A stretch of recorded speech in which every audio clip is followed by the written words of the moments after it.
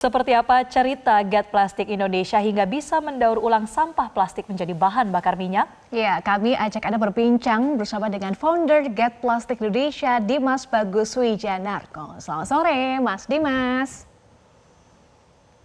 Selamat sore, Mbak Eva. Iya, Mas Dimas. Gimana sih awalnya ini bisa menciptakan mesin namanya pirolis ya untuk mendaur ulang sampah plastik nih, Mas Dimas? Sebenarnya dari keresahan ya, kepedulian saya terhadap permasalahan sampah yang nggak kunjung selesai gitu. Jadi pertanyaannya, isu ini mau diselesaikan atau mau dipelihara? Jadi dari situlah akhirnya muncul ide, muncul keinginan untuk mencari tahu teknologi apa sih yang sebenarnya bisa dilakukan atau bisa kita buat untuk mengolah sampah plastik itu. Terutama sampah plastik ya, karena memang sampah plastik ini menjadi permasalahan yang nggak kunjung selesai karena masa terurainya itu cukup lama sampai ratusan, bahkan ada yang nggak bisa terurai. Itu sih mungkin awal. Oke, jadi awalnya memang dari keresahan dan mengambil inisiatif ya, langkah nyata.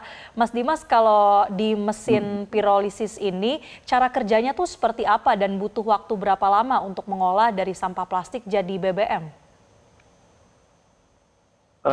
Sebenarnya sistemnya sederhana, dia disebutnya adalah destilasi kering atau pirolisis itu adalah prosesnya, itu metodenya dari destilasi kering. Jadi plastik tinggal dimasukkan ke dalam tabung reaktor utama, terus dia dipanaskan, bukan dibakar ya. Dia dipanaskan, terus habis itu dia akan berubah menjadi gas, dan gasnya itu akan ditangkap untuk dirubah menjadi cairan gitu. Kalau untuk berapa lamanya, biasanya tergantung dari jumlah sampah yang akan diolah. Kayak untuk 10 kilo sampah plastik itu kurang lebih 3 jam lah untuk proses pengolahan untuk menjadi 10 liter bahan bakar minyak. Oke. Nah, bahan bakar minyaknya ini sudah bisa digunakan untuk apa saja, Mas Dimas?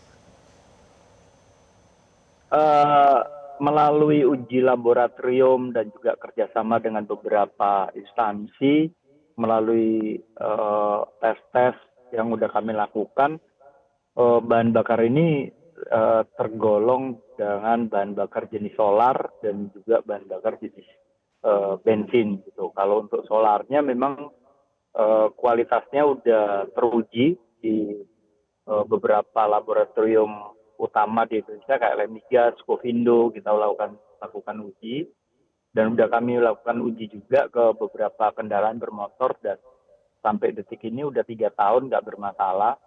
Terus yang bensinnya sebenarnya untuk kualitasnya masih belum memenuhi standar ya kalau saya bilang ya. Tapi untuk digunakan udah bisa. Oke, jadi memang sudah bisa digunakan ya hasil pengolahannya ini. Tapi Mas, saya juga penasaran dengan proses pengolahan yang tadi Mas Dimas jelaskan. Dari proses pengolahannya sendiri, ini menghasilkan limbah lagi nggak atau seperti apa? Tetap ramah lingkungan nggak di caranya? Sebenarnya pirolisis ini adalah salah satu teknologi ya, satu proses pengolahan sampah plastik yang sangat ramah lingkungan gitu, karena hampir 90%, kalau tadi saya bilang 1 kilo menjadi 1 liter, itu kan berarti hampir 90% material racun yang ada di plastik itu dirubah menjadi bahan bakar. Nah, gas buangnya itu cuma 2%, dan rata-rata gas buang dari sisa proses pirolisis dari plastik ini adalah propilin gitu. Nah, dari proses ini menghasilkan 3 output sih yang sebenarnya ada bahan bakar minyak tadi, yang kedua adalah black carbon, dan yang ketiga adalah gas. Gas propilin ini bisa kita gunakan lagi untuk masak, atau kita gunakan lagi untuk membantu proses pemanasan mesin itu sendiri. Kalau black carbonnya biasanya kita olah lagi menjadi merchandise ataupun barang-barang fungsional gitu. Ya. Itu Jadi sih. ada 3 Jadi kalau output ya dibilang tadi ya. dia ramah. Oke, untuk tiga itu. outputnya seluruhnya sudah bisa dimanfaatkan, Mas Dimas? Iya, semuanya dimanfaatkan, jadi nggak ada yang terbuang sama sekali.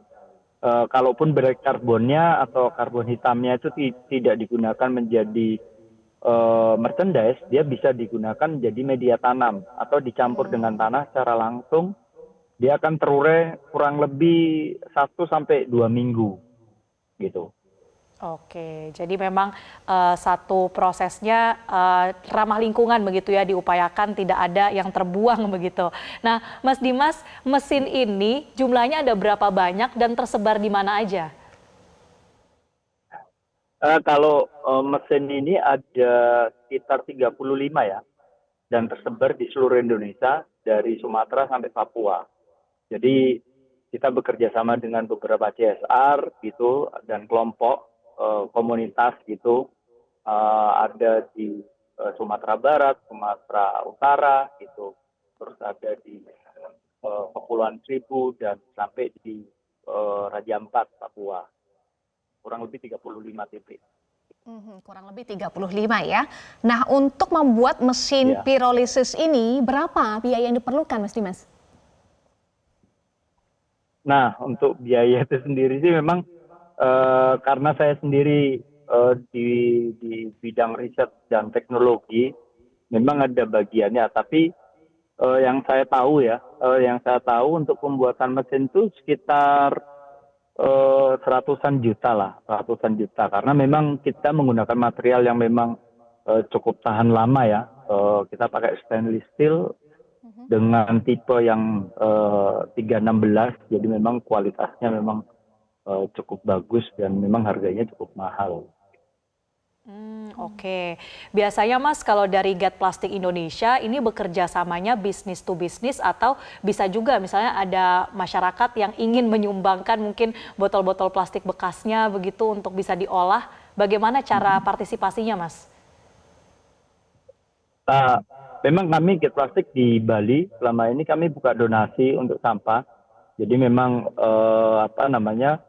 masyarakat kami persilakan untuk mereka mendonasikan ke nanti sampah plastiknya kita olah. Nah, kalau bisnis to bisnis kemungkinan tidak bisa karena memang GAT Plastik itu bentuknya yayasan ya. Jadi kami lebih ke gerakan sosial gitu. Makanya bahan bakar yang kita hasilkan biasanya kami sumbangkan ke petani, ke nelayan gitu yang mereka mempunyai akses sulit ya untuk mendapatkan bahan bakar untuk alat-alat pertanian mereka gitu. Ya. Sebagai gerakan sosial, apakah sudah ada dukungan juga support dari pemerintah, Mas Dimas?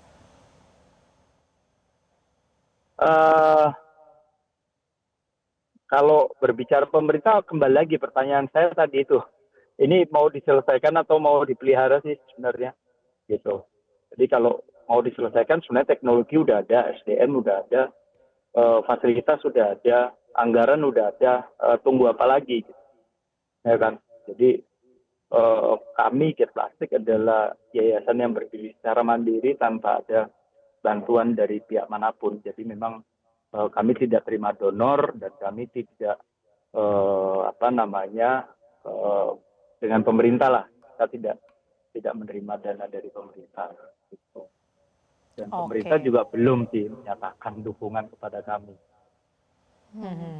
Ya, terakhir Mas Dimas mungkin harapannya sekaligus juga imbauan ya untuk masyarakat terkait dengan awareness untuk menjaga lingkungan dari berbagai limbah plastik ini, silakan Mas Dimas.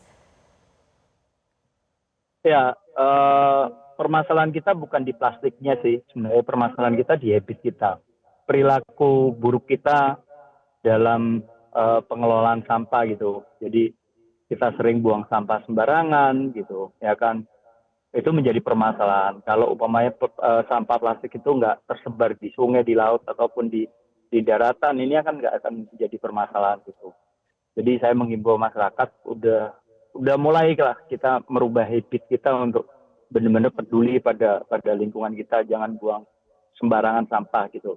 Terus sama pemerintah juga ini menjadi suatu permasalahan yang serius karena kita melihat 2005 ledakan TPA di Lui Gajah itu menelan 2 kampung dan 170 korban jiwa. Ini jangan sampai terulang lagi. Jadi pemerintah juga harus serius dalam menangin permasalahan sampah karena ini menjadi tanggung jawab kita bersama. Pemerintah memfasilitasi, menjadi fasilitator antara dunia industri dan masyarakat. Masyarakat juga mulai membangun disiplin terhadap lingkungan, terutama sampah plastiknya. Itu sih mungkin dari saya. Baik, semoga dari gerakan Get Plastic Indonesia ini bisa menyebar ya ke berbagai wilayah lainnya, ke berbagai pihak. Sama-sama kita menjaga lingkungan. Terima kasih Mas Dimas Bagus Wijanarko, founder Get Plastic Indonesia sudah bergabung di Newsline. Jelajahi cara baru mendapatkan informasi. Download Metro TV Extend sekarang.